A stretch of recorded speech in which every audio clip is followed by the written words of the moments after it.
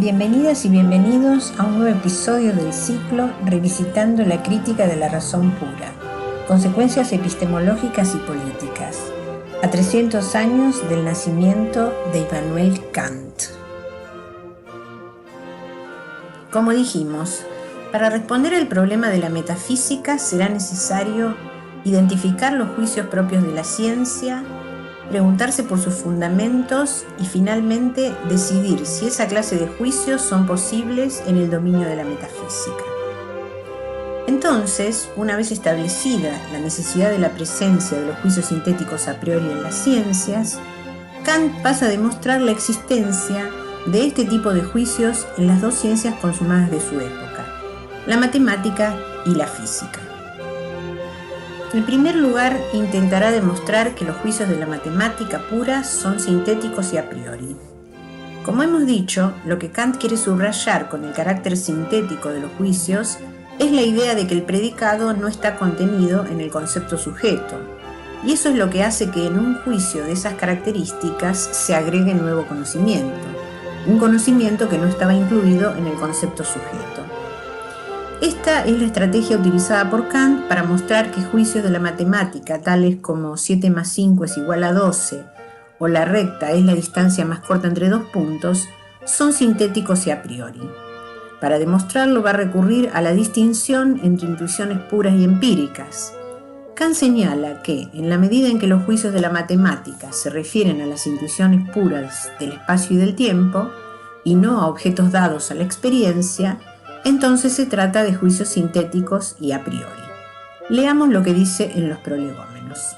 Cito: la matemática pura es solamente posible como conocimiento sintético a priori, porque no se refiere a otro como puro objeto de los sentidos, en el fondo de cuya intuición empírica existe una intuición pura, de espacio y de tiempo, y ciertamente a priori, y puede existir porque ésta no es otra cosa que la forma pura de la sensibilidad, la cual precede a la aparición real de los objetos, así como ante todo lo hace de hecho posible.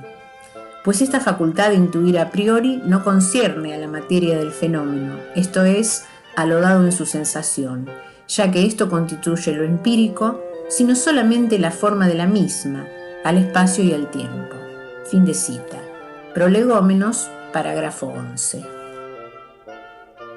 Luego, Kant va a mostrar que la ciencia natural, o sea, la física, contiene juicios sintéticos a priori como principios.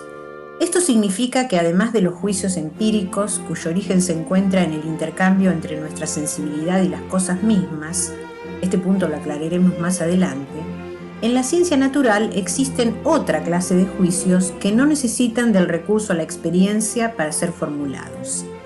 Kant presenta algunos ejemplos, tales como en todas las modificaciones del mundo corpóreo permanece invariable la cantidad de materia, o en toda transmisión de movimiento, acción y reacción serán siempre iguales.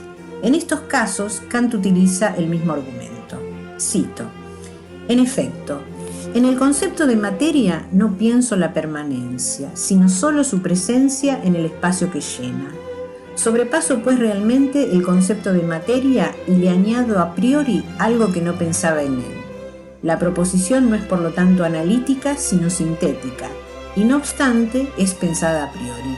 Lo mismo ocurre en el resto de las proposiciones pertenecientes a la parte pura de la ciencia natural. Introducción de la crítica de la razón pura, B18. Solo de este modo podrá resolverse el problema de la metafísica. En este punto, Kant retoma lo que había expresado en el prólogo a la primera y a la segunda edición de la crítica de la razón pura. Sin un conocimiento previo de la amplitud y de los límites del uso de la razón pura más allá de las fronteras de la experiencia, no será posible la metafísica como ciencia. Esto significa que no hay que mantener las posiciones dogmáticas como válidas, pero tampoco desterrar como los escépticos a la metafísica de su dominio dentro del campo del conocimiento, puesto que la metafísica como tal es una ciencia que es imprescindible para la razón humana, una ciencia de la que se puede cortar el tronco cada vez que rebrote, pero de la que no se pueden arrancar las raíces. Esto dice Kant en la Crítica de la Razón Pura, en la introducción, B24.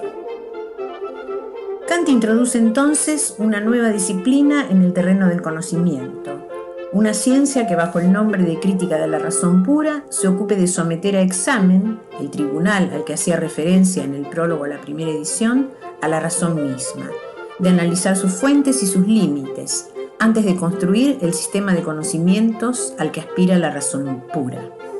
Y si bien ella no serviría para ampliar la capacidad de nuestra razón, al menos servirá para clarificarla y preservarla de errores. Con esto, Kant hace de la crítica de la razón pura una teoría del conocimiento humano. En el próximo episodio comenzaremos a analizar cómo se constituye, según Kant, el objeto de la experiencia científica. Esto es, de qué manera es posible para nosotros los humanos conocer.